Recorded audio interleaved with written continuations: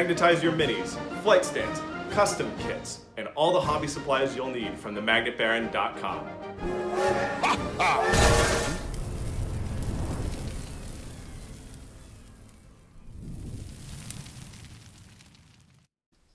Hello and welcome to the YouTube channel for craftworldeldar.com. I'm Brent and this is the unit focus video on Howling Banshees.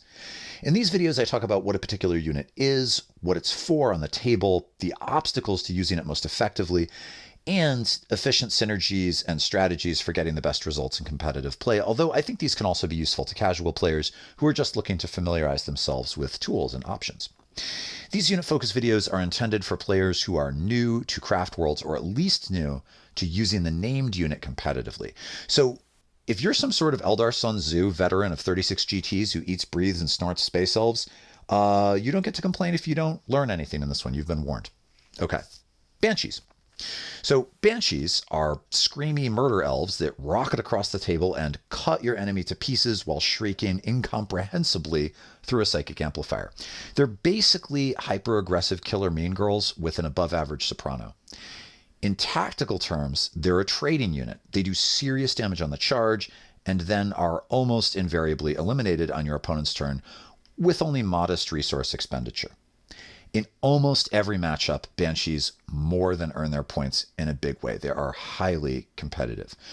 With the right build and loadout, 5 Banshees do D3 plus 1 mortal wounds on the charge, followed by 22 melee attacks at strength 4, with plus 1 to the wound roll, which is crazy pants for reasons I'll talk about later.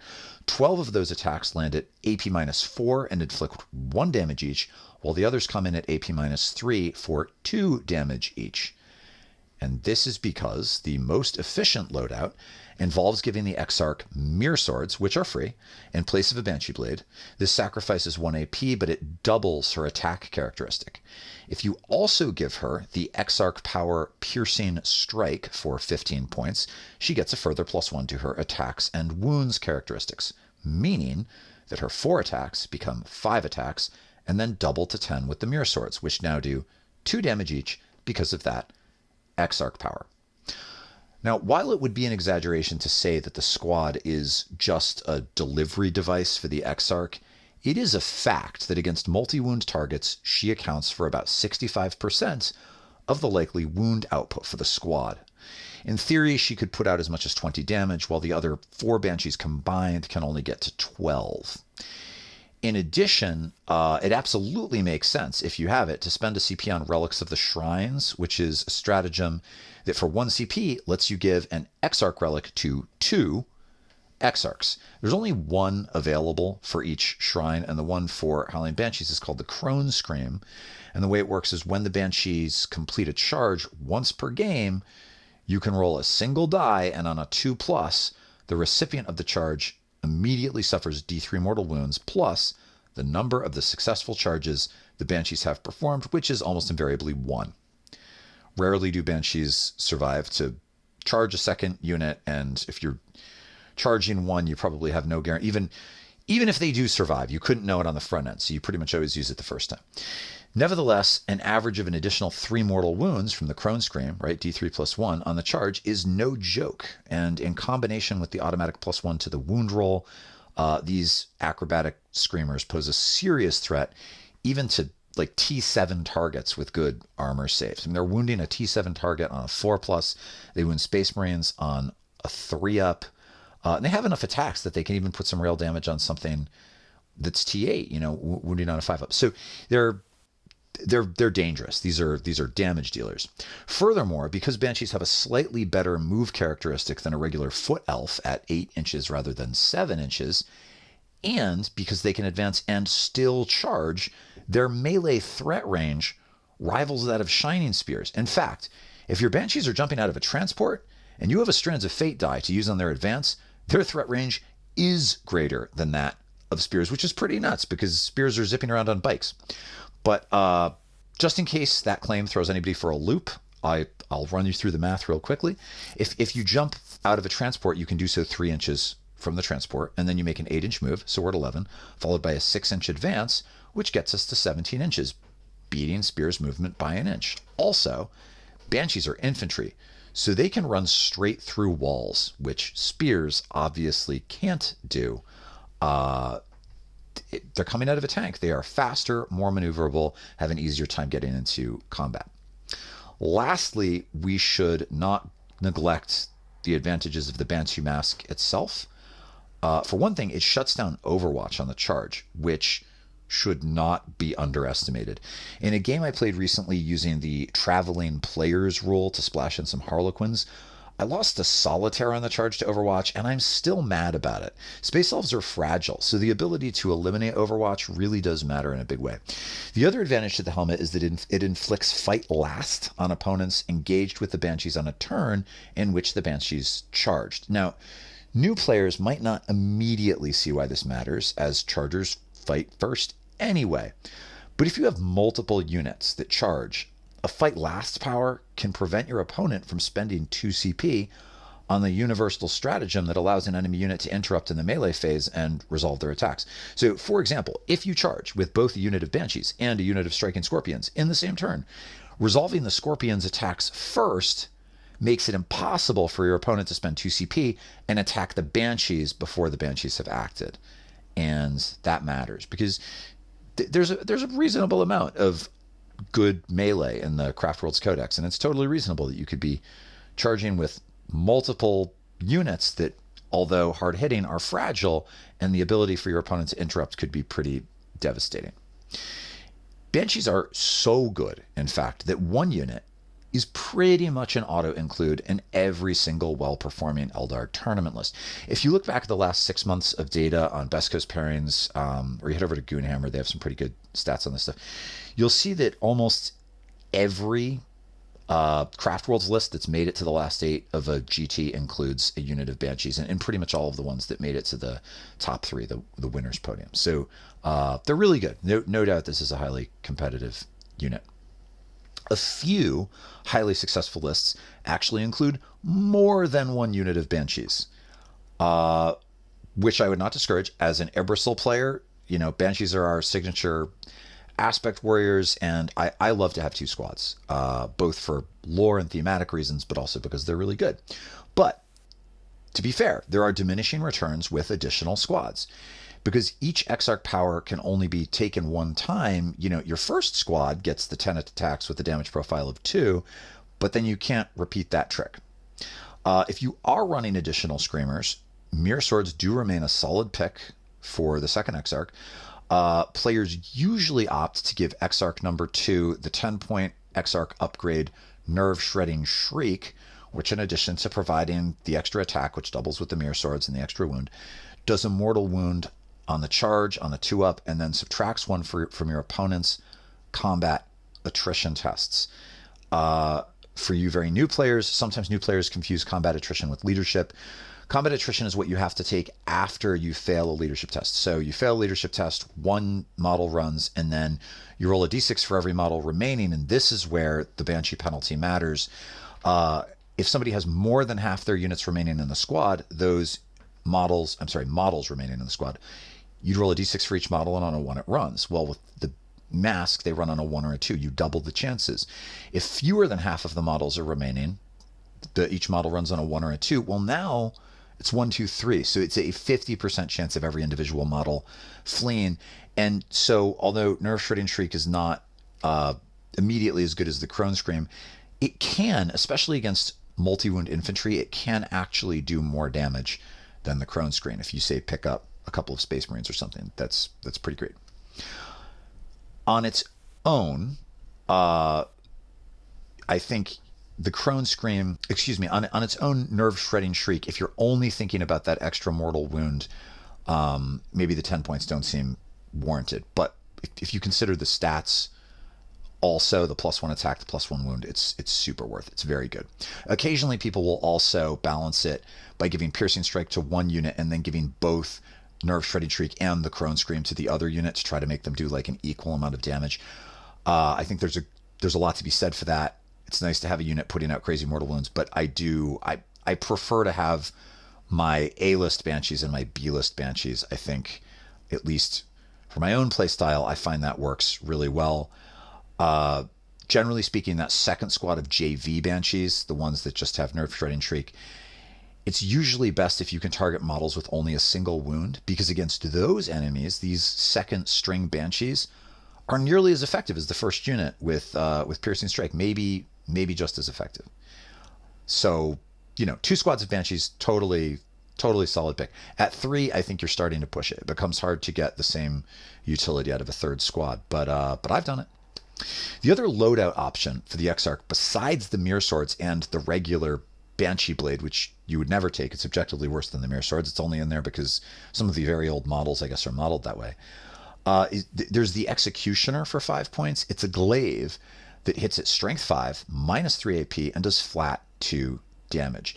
Now, generally, this is just going to be worse than being able to double your attacks, but in very particular metas, it makes sense to think about taking the Executioner on your second squad, or maybe even the Executioner instead of the Mirror Swords with Piercing Strike, because against multi-wound infantry and against 3-wound infantry specifically, your Piercing Strike Exarch doing flat 3, like every time your opponent fails a save, you're picking up a Terminator or a Tyranid Warrior, and maybe your 5 attacks that are just auto-killing something end up being better than your 10 attacks where you have to hit twice to kill something. This is very meta dependent, and most of the time you really are just better off going with the Mirror Swords with Piercing Strike. But that's the thing. I mentioned it in my Inari video too, I think.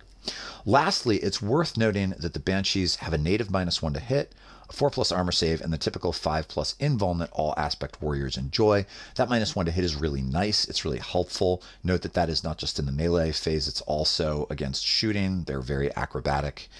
And so if you dedicate a couple of strands of fate die to auto-succeeding on those invuln saves, they can actually be reasonably durable. They're not, it's not a durability unit. They're not going to stand up to sustained attack in any way, but they potentially can survive a round of pretty brutal combat with something that they don't kill. Maybe the Exarch survives to fight on your opponent's turn, and maybe you even get 2 of your own turns having the Banshees in combat. If so, that's a banner game for Banshees. I'd say like 1 in 4 games, my Exarch gets to make multiple charges, and that's fun. Okay, so Banshees are really good, but there are certain obstacles to getting the most out of them. Let's talk obstacles. The first one is dealing with opponents' screening units. Now, a screening unit, for you 40k newbies, is a unit used to block enemies, usually enemy melee units, from reaching ideal targets. Most screening units are disposable unfortunates, like 50-point units of Chaos Cultists that the Emperor's Children just sort of shrug out there to absorb the fire, or perhaps some Tyranid Hormigants. And you obviously don't want your Banshees to trade their lives merely to make meat salad out of some cultists or mindless alien crab dogs. So you need a plan. If screening units are out in the open, what you do is obvious. You shoot them. You eliminate them with shooting attacks. You should have something in your list that can clear screens, because the 4 Shuriken pistols on the Banshees are not going to do it. What's tricky, though, is when the screening unit is standing directly behind some ruin, but in front of the unit that really needs to die, right? So there's a couple ways to play around that. The first is with indirect fire. If you have some D cannons, which I talked about in my previous unit focus video, they can push forward to potentially blast a hole in the screen to let the Banshees through. And this might be worth doing, even if under normal circumstances, Hormigants would not make an efficient target for a trio of Space Elf super guns. But if the thing that the Banshees really need to kill is like some clutch synapse unit, like a Neurothrope, or some powerful character unit that's handing out buffs or has psychic powers or whatever, it might be totally appropriate to allocate heavy fire to a fragile screen so that you can get your Banshees in there and kill the thing. Incidentally, D-cannons are also good for popping transports when, instead of a screening unit, the thing that really needs to die is the transport that's hidden out of line of sight, like a Space Marine Rhino. That's another type of obstacle, the transport, the juicy thing in the transport that you can run into. And D-cannons are just great tools for playing around that, because they pop transports super easily. Most, I can't think of one that they don't pop, but there's probably something out there, some crazy Forge World unit or something. Another great option for clearing screens that are out of line of sight, although not for popping transports, is the Farseer Power Executioner. Executioner has a warp charge value of 7. And if it's successful, it inflicts D3 mortal wounds on the target, followed by another D3 mortal wounds if you picked up at least one model. And you can target stuff with Executioner that's out of line of sight, which is one of 3 ways that it's better than Smite. Executioner will often remove enough models for your Banshees to be able to slip through the screen, especially if it's like if it's a 5 model screening unit like some Cabalites, then just for sure you're going straight through, or Eldar Rangers. If you're worried about putting your Farseer 18 inches from the target that needs to die, remember that you can always use a Farseer Skyrunner to do that. Cast your power, maybe you also cast Doom or something, and then use Quicken to move that Bike Seer 22 inches back to safety. The Executioner Farseer Skyrunner is super useful, especially for newer players. It's really easy to make that elf do the work for you.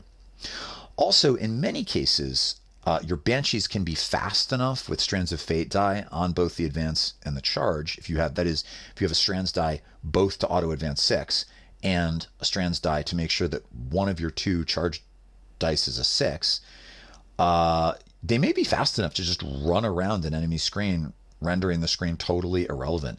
Banshees are so quick. And if there's a screen there but you can't pick it up any other way, maybe you just get your transport a little bit closer. The Banshees jump out, they do the thing, you've got the Strands dice to make it work, and your opponent is sad. The greatest obstacle that you will face to using Banshees effectively is lists that are better at MSU melee trading than our craft worlds. Sisters of Battle is a good example of this, as are Drukhari.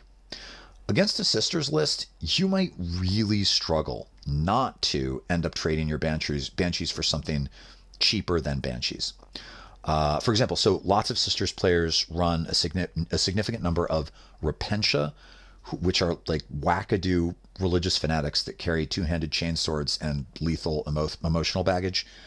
Repentia they're as dangerous as Banshees in melee, but they're considerably cheaper. I'm not a Sisters player. I don't know, but I think they're like 60 points maybe for an MSU squad. And they can spend CP to fight on death. So even if you like get the Repentia first with your Banshee's superior mobility, your opponent can probably just spend CP and then like pick up your Banshees when the Repentia die, and that's a bad trade. Like 105 points for a unit that's like 60 points. And although you shouldn't always think about trades in terms of point values, there are certainly tactical concerns that sometimes warrant what's called trading down, where you trade for something that's actually less expensive if it means like scoring secondary points or flipping an important primary objective, or just taking away a tool that your opponent needs more than you need the Banshees. But it's a safe bet that if you spend a game trading down most of the time, you're going to lose. So that's a consideration.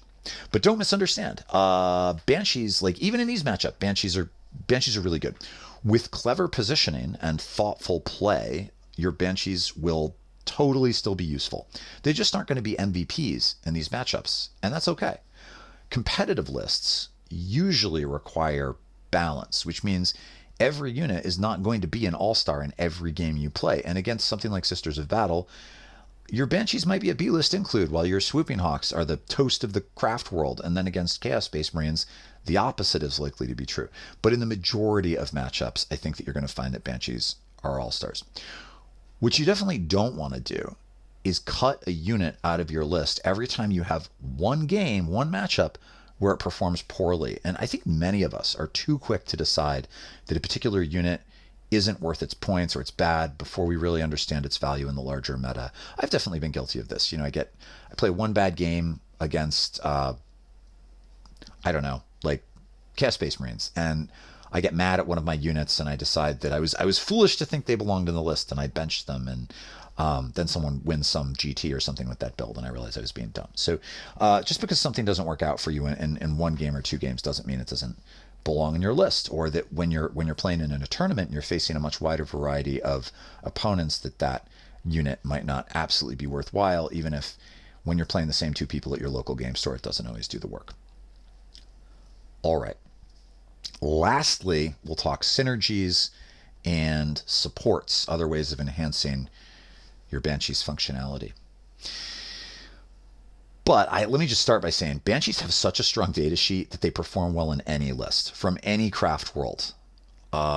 Even in something like a Hail of Doom list, they're so good. I'm going to mention that again later. So don't think that this is one of those units that only works well with certain synergy. It's not true. This is a unit you can drop into just about any list. But there are some ways to make them even better and get the most out of them. And we'll talk about this. The first is the Psychic Power Enhance, which can be a worthwhile addition if you have room for it in your list. It's not necessary. It's not an auto include, but it's really good. It has a warp charge value of 6, and it provides +1 to hit in melee, which literally cuts in half the amount of times Banshees will miss. And if you cast it on the squad with Piercing Strike, that easily can translate to an extra 3, 4, even more damage. And so that's significant. That's it. You don't cast it if you're not going to need it, but if the Banshees are attacking something that's pretty durable, it's worth it if you have it. Another option, hypothetically, is to run Banshees with an Autarch Skyrunner, which not only contributes attacks of his own to an engagement like that, but also allows the Banshees to reroll ones to hit. And in general, I would advise against this combo, especially for new players. As I said at the very beginning, Banshees are a trading unit. Their thing is they delete something and you lose them. Adding an Autarch Skyrunner to the mix makes your 105-point trading tool now cost over 200 points, which renders advantageous trading pretty hard. It's a lot more difficult to trade up if your opponent is going to retaliate by killing all of your Banshees and Autarch. Now, I'm sure that there are veteran players listening to this who could make that combo work, especially in matchups where your opponent is spread out such that with sufficient melee pressure, you can eliminate small battle groups without repercussions. Like maybe you have some Banshees and some Shining Spears running with an Autarch on a bike and other trickiness. In casual play, I like running bike Autarchs, and you could probably make it work in competitive play if you're really good. You might put the Autarch on a Sunstorm and put the Banshees in a Falcon in a list with some Scorpions as part of an Alpha Strike team. I've built that list before. It's fun. I'm not saying that there aren't ways to make the Autarch a reasonable included in competitive play, but I really don't think it's a strong pick for newer players engaging in anything other than casual games. And even in competitive play, I think it's very unforgiving, and I think it's a risky build. Not that it couldn't be really good, but it's risky. This, by the way, it's also true of the Phoenix Lord, Jane Czar. She is objectively worse in a list than both Baharath and Karandras. I personally think maybe also than Ozerman, although that's a little bit more debatable. I run her in the majority of my casual games because I love the model, but there just isn't enough there to justify spending the points on the Regina George of Space Elves instead of something more competitive. So I wouldn't advise character support for your Banshees. I don't think that's the move. There are some other ways to increase the damage output of your Banshees by running particular sub-factions. Several of the custom craft world traits advantage melee units. Some advantage their speed and others advantage damage. Perhaps most notably Vengeful is probably the best. It confers exploding 6s to hit in melee, which for you new players means that every 6 you roll to hit scores an additional hit. It's really good. Wrath of Cain is a custom craft world trait that increases the damage profile by 1 on 6s to wound when elves from... And so that can be really good against your double sword 2 damage Exarch. If she gets a couple of 3 damage smacks in on some Chaos Terminators or something, that could count for a lot. Elves from Craft World Beltan have access to a stratagem that gives exploding 6s to any aspect warrior, and that's so good. You know, if you're running Beltan, you definitely want some Banshees in the list, and there's probably going to be at least one turn where you use that stratagem on them. Excuse me. Although all of these provide nice little boosts for your Banshees, none of them is so powerful that you should seriously consider selecting that sub-faction specifically to advantage your Screaming Murder Elves. Even if you're running multiple squads of Screaming Murder Elves, that's not the reason to choose the subfaction bonus. So if it's more advantageous for you to be running Oathway or Hail of Doom, like don't switch it up for your 2 squads of Banshees. One of my favorite things about Banshees is that fact that they are universally good. Like I said before, even in a Hail of Doom list, really competitive. They've appeared in quite a few Hail of Doom lists that have won GTs, and Hail of Doom does basically nothing for Banshees. It's a really strong data sheet. This also means that if you're a new player and you don't know yet, you haven't picked a craft world, you haven't picked a play style, you're kind of looking at Hail of Doom and that looks cool, but there's something else more flavorful that you're interested in, you can buy a unit of Banshees without worrying that in 3 months, when you figure out how to play the faction better and what sort of angle you might want, that those are going to end up on the shelf. They will have a place in any list that you hypothetically write. And so it's just a super safe thing to collect if you're getting started with Space Elves. Okay, most of the other considerations when it comes to Banshees are around the most effective ways to deliver them into the fray.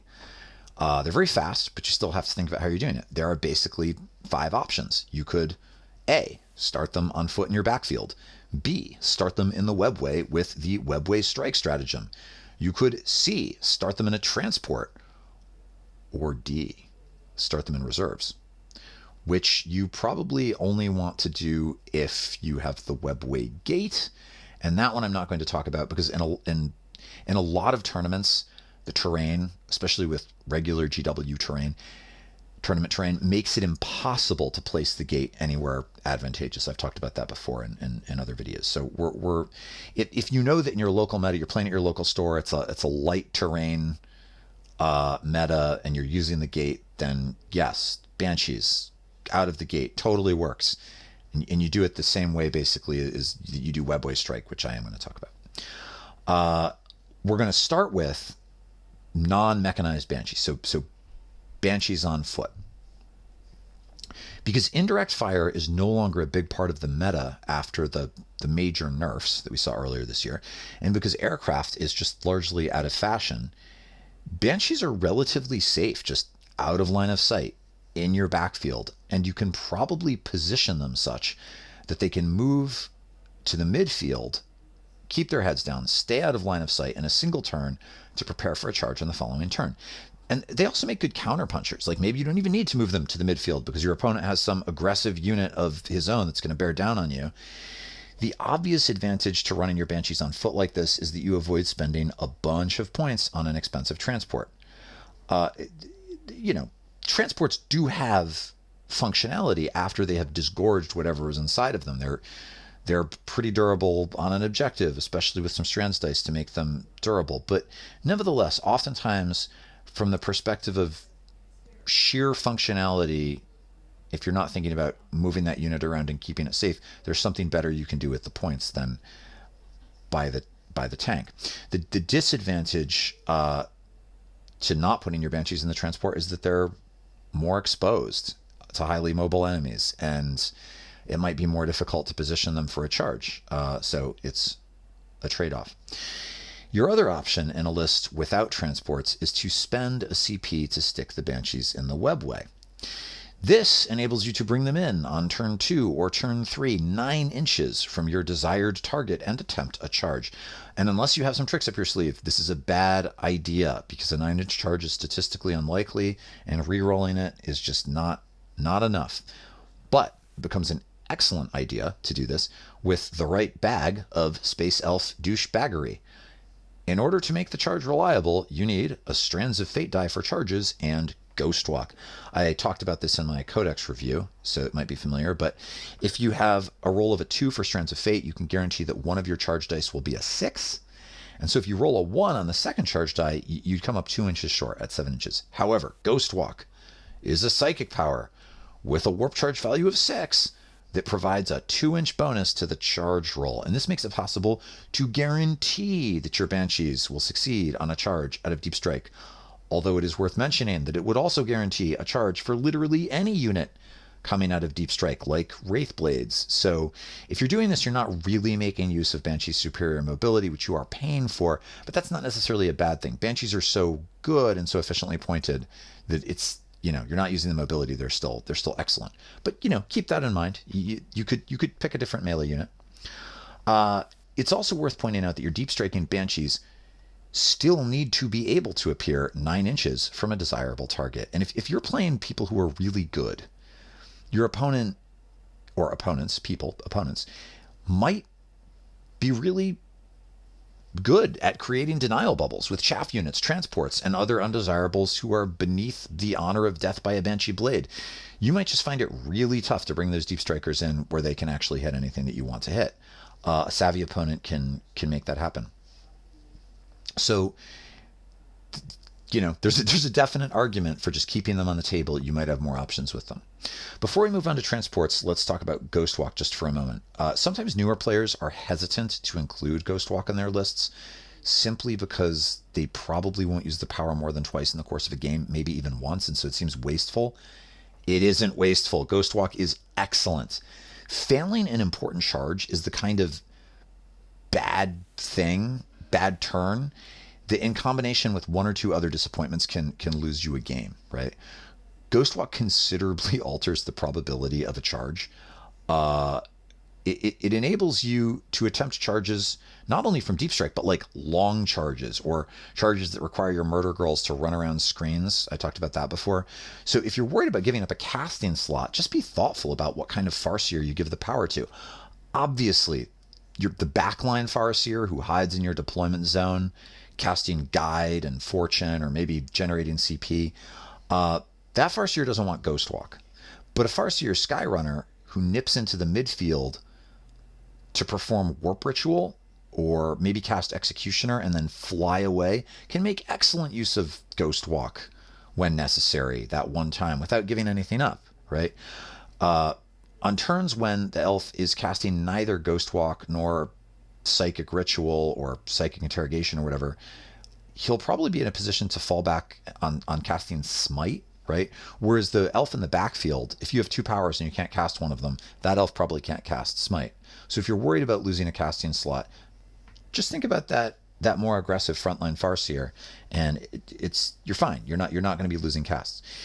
The instinct that tells you that you have to cast all of your psychic powers every turn in order to be efficient is also, like, I say that you'll be able to cast, most turns you're going to be able to cast multiple powers, but sometimes you won't. Sometimes Smite's not an option.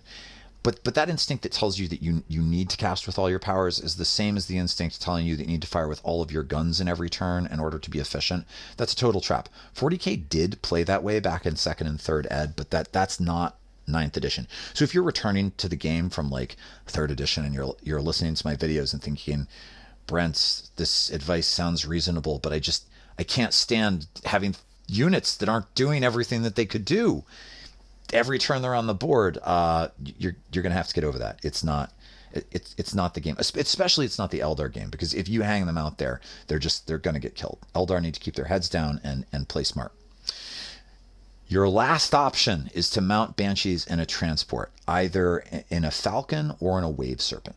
Now, the Falcon has the advantage of better shooting. The pulse laser on the Falcon is really good, and even if you just leave a scatter laser on there, it's still better shooting than anything you can get onto the Wave Serpent. And being able to start the game in Deep Strike for free is good, as is the ability to drop in on turn 1. Falcons can break the normal Deep Strike rules and Deep Strike in on turn 1, 9 inches from enemy models. Banshees are then able to immediately deploy and attempt a 9-inch charge, for which they obviously need Ghostwalk for reasons already discussed. The turn 1 charge is occasionally just a fabulous idea, especially if it's part of a larger Alpha Strike strategy in a list where many of the units have been selected specifically for their ability to engage on the first turn. But a lot of the time, you will be better off just starting the Falcon on the board.